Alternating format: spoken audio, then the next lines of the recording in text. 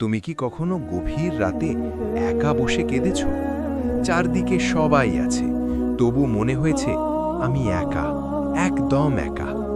তুমি কি কখনো আকাশের দিকে তাকিয়ে বলেছ, আল্লাহ, আমি তো নামাজ পড়ি, আমি তো হারাম ছাড়তে চাই, তবু আমার জীবন এত কষ্টের কেন? আজ আমি তোমাকে এমন কিছু বলবো যা জানলে হয়তো তোমার চোখ দিয়ে অঝরে পানি নামবে। কষ্ট মানেই কি আল্লাহর অবহেলা?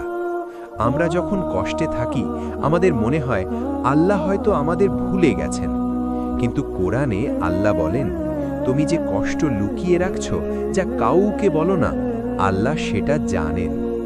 তাহলে কষ্ট আসে কেন?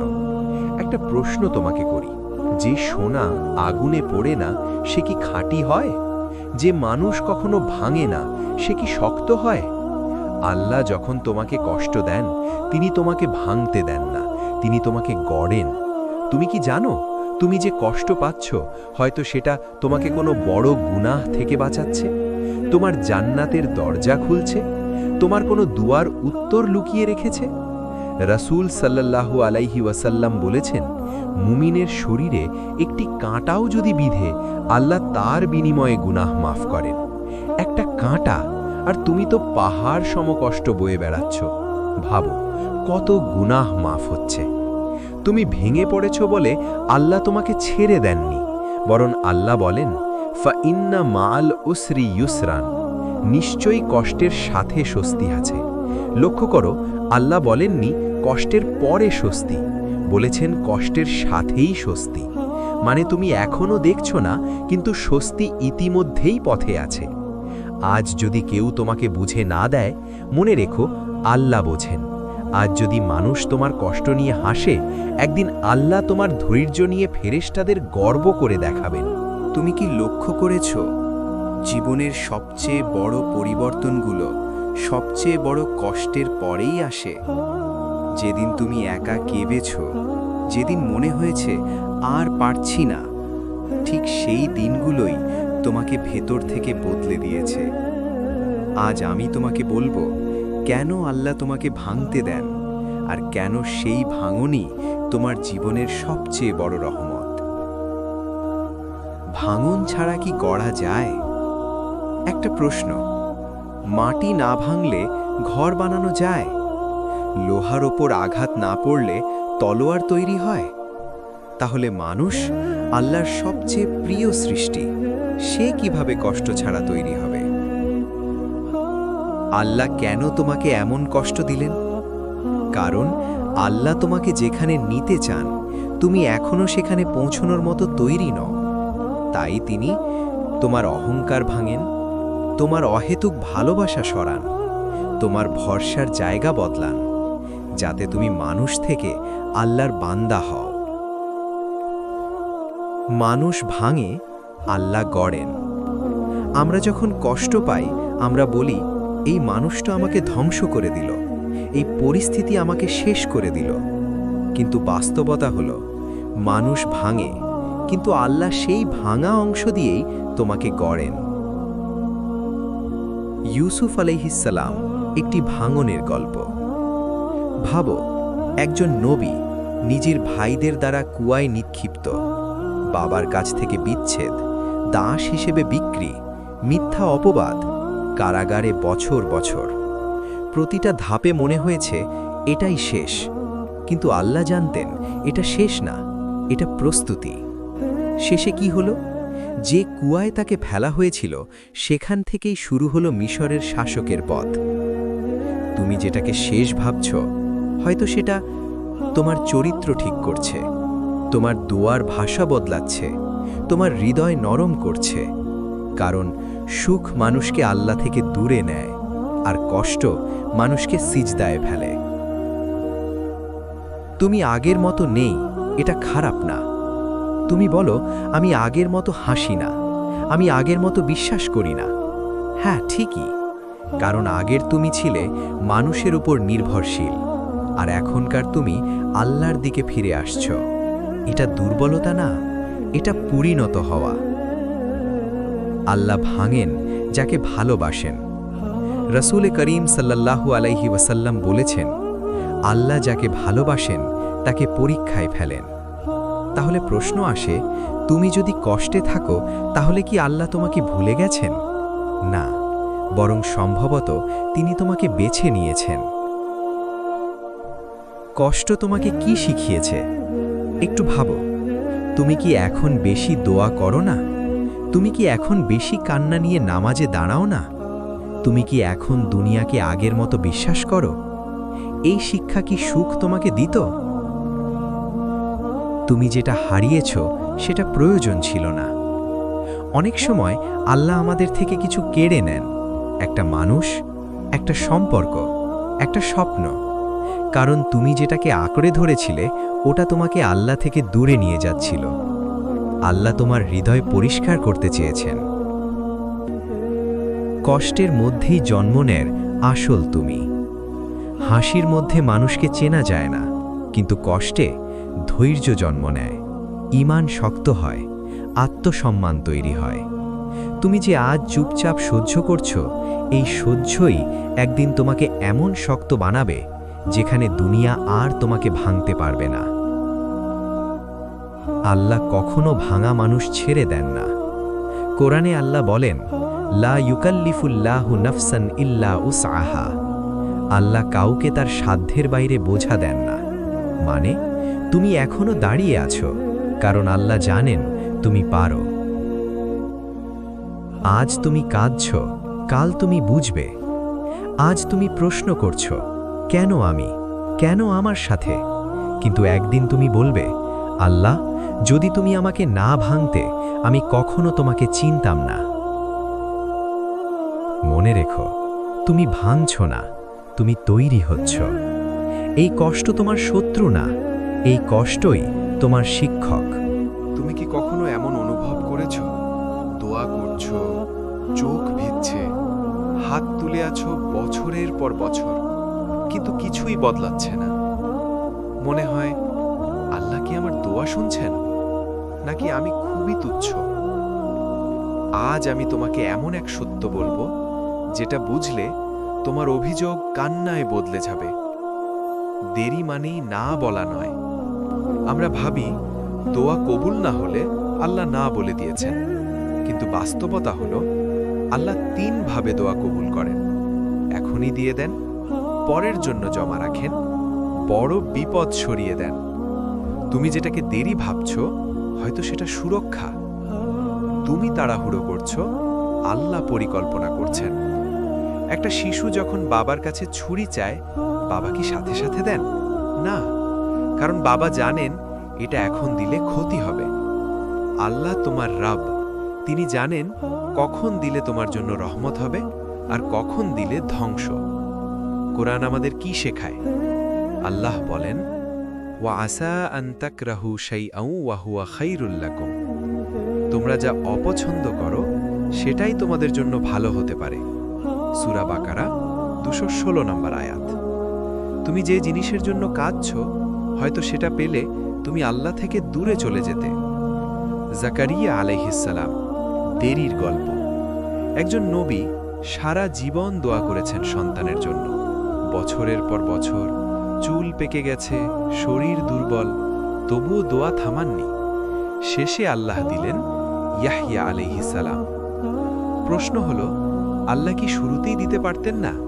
পারতেন, কিন্তু তিনি অপেক্ষা করালেন যাতে দুনিয়া বুঝে এটা মানুষের ক্ষমতা না, এটা আল্লাহর কুদরত। তুমি প্রস্তুত নও, এই সত্যটা কঠিন। অনেক সময় আল্লাহ দেরি করেন কারণ তুমি এখনো ধৈর্য শেখনি, তুমি এখনো কৃতজ্ঞ হতে জানো না, তুমি এখনো আল্লাহ ছাড়া কাউকে ভরসা করছো। আল্লাহ তোমাকে খালি হাতে দেন না, তিনি আগে তোমাকে বানান। দোয়া আর কান্নার মূল্য আল্লাহ দেন। তুমি যে রাতে কাঁদো কারো অজানা, সেই কান্না ফেরেশতারা শোনে। রাসূল সাল্লাল্লাহু আলাইহি ওয়াসাল্লাম বলেছেন, আল্লাহ বান্দার দোয়া শুনতে ভালোবাসেন। তুমি যত দোয়া করছো ততই আল্লাহর কাছে তোমার মূল্য বাড়ছে। দেরির মধ্যেই লুকানো থাকে নিখুঁত সময়। তুমি যদি আজ পেতে হয়তো তুমি সামলাতে পারতে না। আল্লাহ চান যেদিন তুমি পাবে সেদিন তুমি বলবে, আল্লাহ, এখন বুঝলাম এই সময়টাই সেরা ছিল। তুমি ভাবছো আল্লাহ চুপ, কিন্তু আল্লাহ চুপ নন। তিনি তোমার জীবন এমনভাবে সাজাচ্ছেন যেখানে তোমার ক্ষতি হবে না, তোমার ঈমান বাঁচবে, তোমার আখিরাত সুন্দর হবে। এই তিনটে জিনিস আল্লাহ কখনো বিনিময় করেন না। দেরির সময় কি করবে? অভিযোগ না করে ধৈর্য ধরো, দোয়া ছাড়ো না, আল্লাহর ওপর ভরসা বাড়াও, কারণ দেরির সময়টাই সবচেয়ে বড় ইবাদত। রাসূল সাল্লাল্লাহু আলাইহি ওয়াসাল্লাম কি বলেছেন? বান্দা তাড়াহুড়ো করলে বলে, আমি দোয়া করেছি কিন্তু কবুল হলো না, তখন তার দোয়া থেমে যায়। তাই থামিও না। আল্লাহ দেরি করেন কারণ তিনি ভুল করেন না। আজ না পেলে কাল পাবে, হয়তো এই দুনিয়ায় না, কিন্তু আখিরাতে। আর আখিরাতের প্রতিদান এমন হবে যেদিন তুমি বলবে, আল্লাহ, এই দুনিয়ায় না পেলেও ঠিক ছিল। ভয়েস নরম, কাপা। যদি আজ তোমার চোখে পানি থাকে, এই কথাটা মনে রেখো, আল্লাহ দেরি করছেন কারণ তিনি তোমার জন্য সেরা জিনিসটা বেছে নিচ্ছেন। তুমি যখন কষ্টে থাকো, তখন শয়তান তোমার কানে ফিসফিস করে, তোমার মতো কষ্ট আর কারো নেই, তুমি একাই ভুগছ। আজ আমি সেই মিথ্যাটা ভেঙে দেব। আজ তুমি জানবে, যাদের আল্লাহ সবচেয়ে বেশি ভালোবেসেছেন, তারাই সবচেয়ে বেশি কেঁদেছেন। আল্লাহ কাকে সবচেয়ে বেশি পরীক্ষা করেন? রাসূল সাল্লাল্লাহু আলাইহি ওয়াসাল্লামকে জিজ্ঞেস করা হয়েছিল, হে আল্লাহর রাসূল, কারা সবচেয়ে বেশি পরীক্ষায় পড়েন? তিনি বললেন, নবীরা, তারপর নেককাররা, তারপর তাদের কাছাকাছি যারা। তাহলে কষ্ট যদি আসে, এটা অপমান না, এটা পরিচয়। আদম আলাইহিসসালাম, ভুল, কান্না আর ক্ষমা। আদম আলাইহিসসালাম ভুল করেছিলেন, তারপর তিনি অহংকার করেননি, তিনি কেঁদেছেন, তিনি তাওবা করেছেন। কুরআনে আল্লাহ বলেন, অতঃপর আদম তার রবের কাছ থেকে কিছু বাক্য গ্রহণ করলেন, আর আল্লাহ তার তাওবা কবুল করলেন। তোমার পতন যদি তোমাকে আল্লাহর কাছে ফিরিয়ে আনে, তাহলে সেটা পতন না, ওটা উদ্ধার। নূহ আলাইহিসসালাম, 950 বছরের একাকিত্ব। 950 বছর দাওয়াত দিলেন, নিজের পরিবারই কথা শুনল না। লোকেরা হাসল, ঠাট্টা করল, তবু তিনি বললেন, হে আমার রব, আমি পরাজিত, তুমি সাহায্য করো। একদিন আকাশ খুলে গেল। তুমি হয়তো 9 বছর অপেক্ষা করছো। নূহ আলাইহিসসালাম 950 বছর করেছিলেন। ইব্রাহিম আলাইহিসসালাম, অগ্নির ভেতর ভরসা। নিজের বাবার বিরোধিতা, সমাজের শত্রুতা, শেষে অগ্নিতে নিক্ষেপ। কিন্তু ইব্রাহিম আলাইহিসসালাম বলেছিলেন, হাসবি আল্লাহু ওয়া নি'মাল ওয়াকিল, আমার জন্য আল্লাহ যথেষ্ট। অগ্নি জ্বলেনি, কারণ যেখানে ভরসা আছে সেখানে আগুনও ঠান্ডা হয়ে যায়। ইয়াকুব আলাইহিসসালাম, অন্ধ হয়ে যাওয়া কান্না।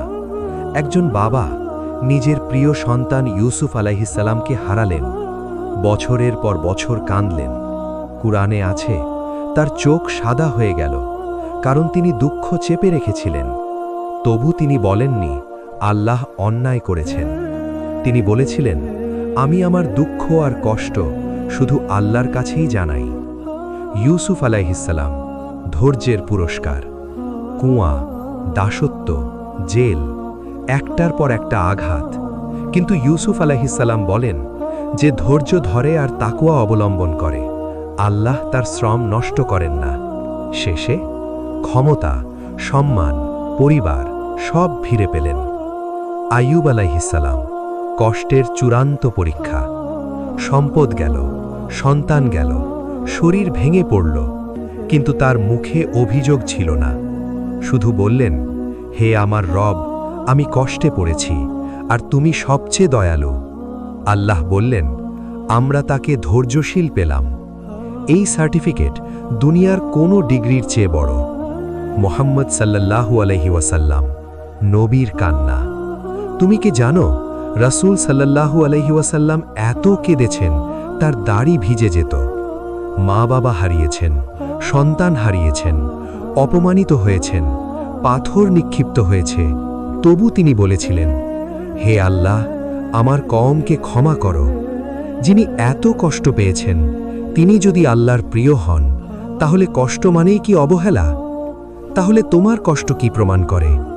এটা প্রমাণ করে তুমি একা নও, আল্লাহ তোমাকে নজরে রেখেছেন। তোমার কষ্ট মূল্যবান। তুমি নবী নও, কিন্তু তুমি সেই পথেই হাঁটছ যে পথে নবীরা হেঁটেছেন। কষ্টে থাকলে নিজেকে ছোট ভেবো না। কষ্ট মানে ব্যর্থতা না, কষ্ট মানে দূরত্ব না, কষ্ট মানে আল্লাহ তোমার সাথে কাজ করছেন। আজ তুমি যদি ক্লান্ত হও, মনে রেখো, যে চোখ আল্লাহর ভয়ে কাঁদে সে চোখ জাহান্নাম দেখবে না। সবচেয়ে কষ্টের অনুভূতি কোনটা জানো? কষ্ট নয়, ব্যথা নয়, হারিয়ে ফেলা। যে মানুষটা ছিল আজ নেই, যে স্বপ্নটা বুনেছিলে ভেঙে গেছে, যেটাকে তুমি জীবন ভেবে নিয়েছিলে আল্লাহ সেটা কেড়ে নিয়েছেন।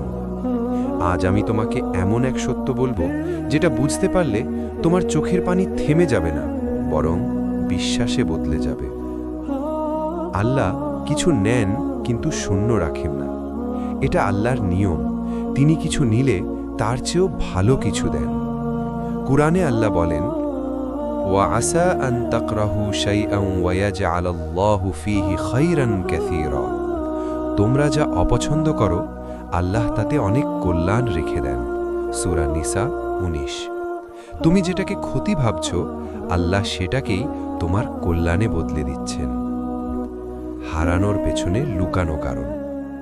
আল্লাহ তোমার কাছ থেকে কোনো মানুষ সরিয়েছেন, কোনো সম্পর্ক ভেঙেছেন, কোনো সুযোগ বন্ধ করেছেন, কারণ তুমি ওটার সাথে আল্লাহর চেয়ে বেশি জড়িয়ে পড়েছিলে। আল্লাহ তোমার হৃদয়কে ভেঙে পরিষ্কার করেছেন। মনে আছে হুদাইবিয়ার সন্ধি?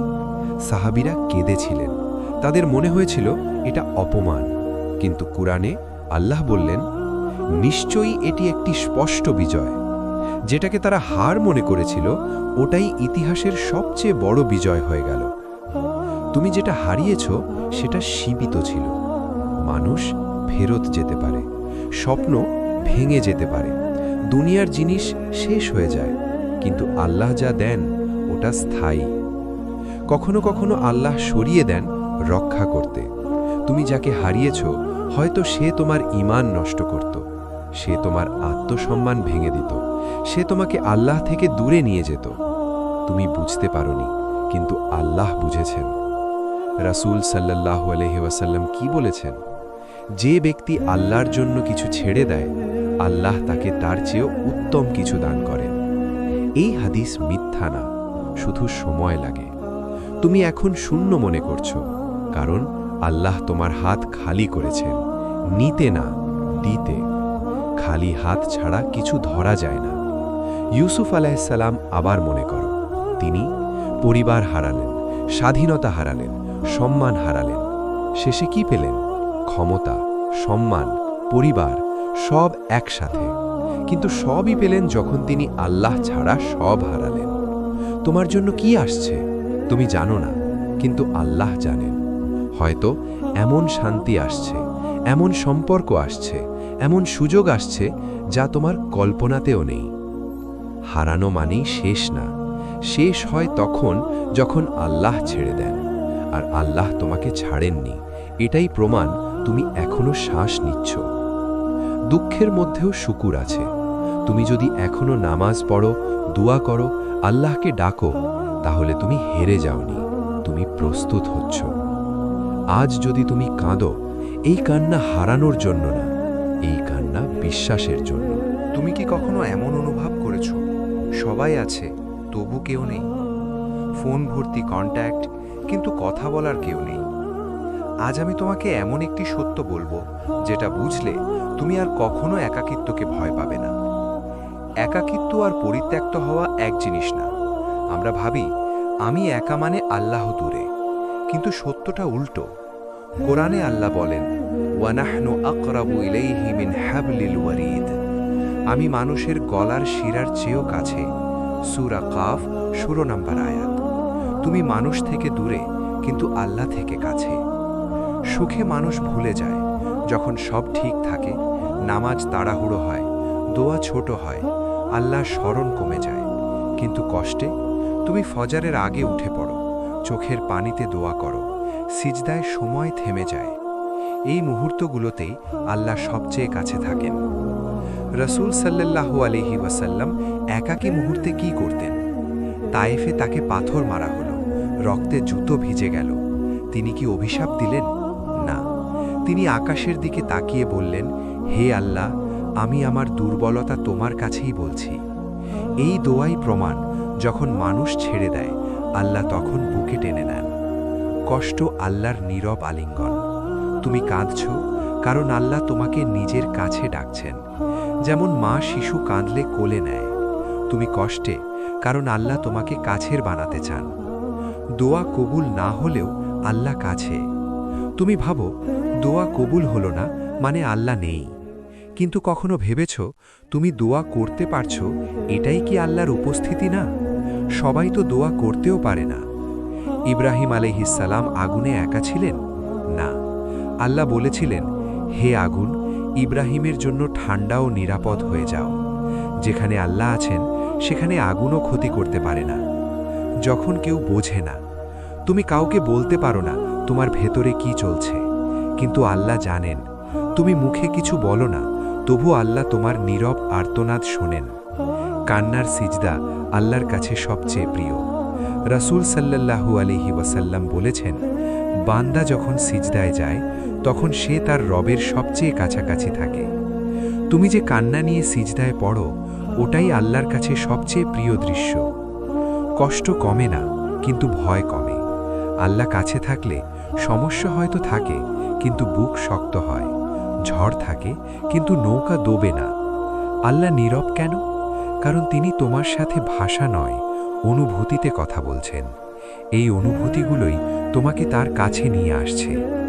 আজ যদি খুব একা লাগে, এই কথাটা মনে রেখো, যে কষ্ট তোমাকে মানুষের কাছ থেকে দূরে নিয়ে যায়, সেই কষ্টই তোমাকে আল্লাহর কাছে নিয়ে আসে।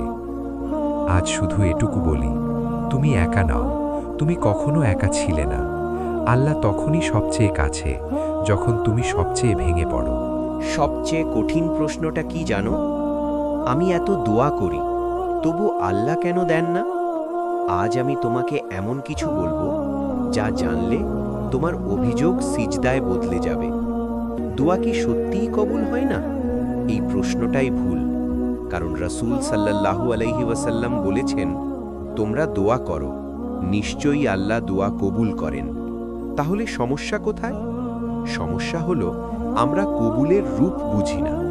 কবুল মানে তুমি যা চাও সেটাই না।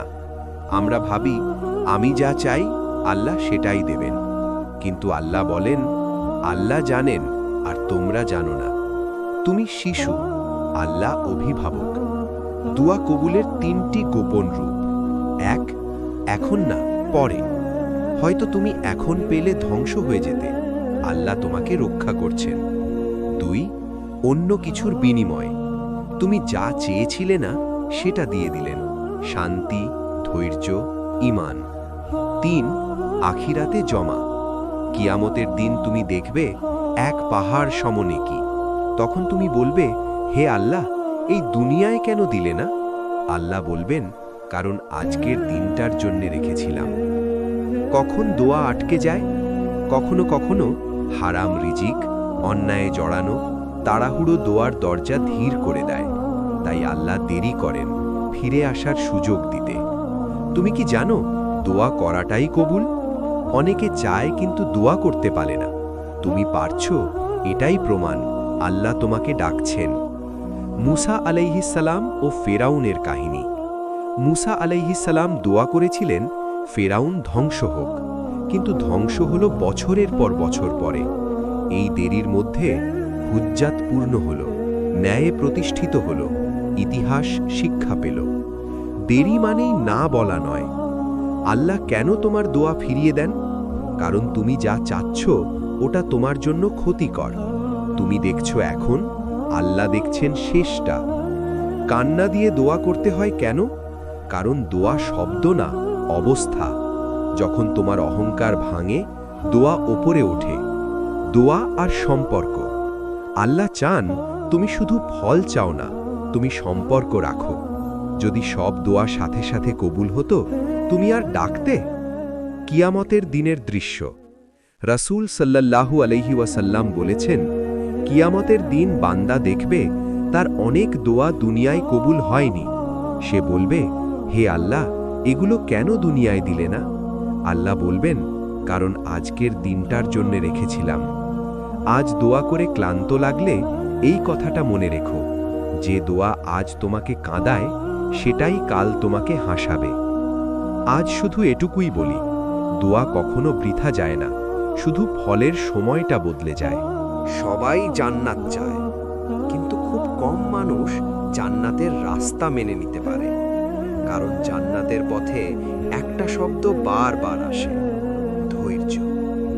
আজ তুমি জানবে কেন ধৈর্য শুধু সহ্য করা না, বরং জান্নাতের চাবি। ধৈর্য মানে চুপ থাকা না। আমরা ভাবি ধৈর্য মানে কষ্টে চুপ থাকা। না, ধৈর্য মানে কষ্টে থেকেও আল্লাহর ওপর ভরসা রাখা।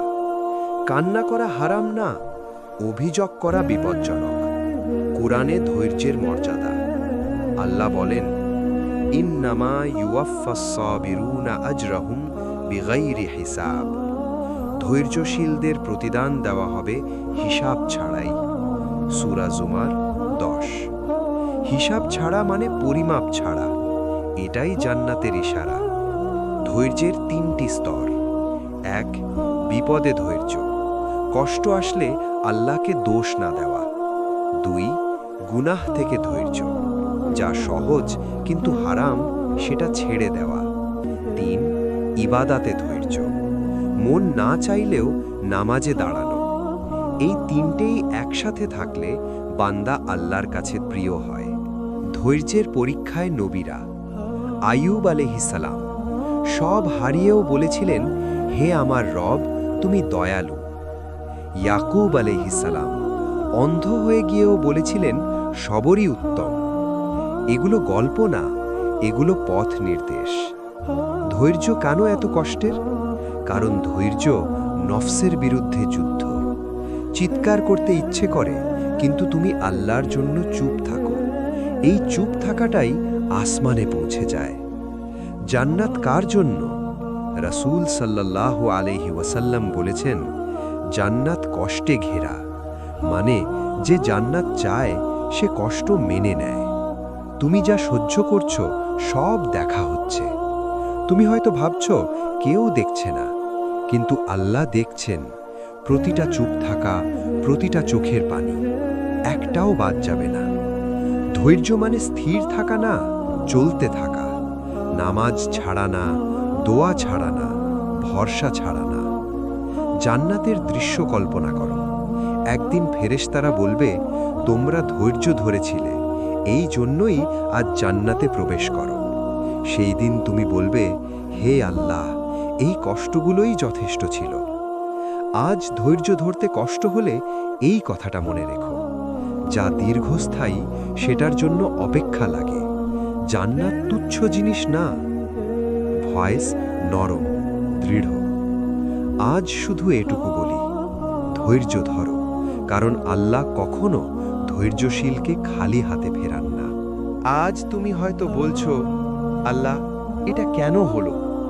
কিন্তু আজ আমি তোমাকে ভবিষ্যতের একটা দৃশ্য দেখাবো। যেদিন তুমি বলবে, আল্লাহ, তুমি যা করেছিলে সব ঠিকই করেছিলে।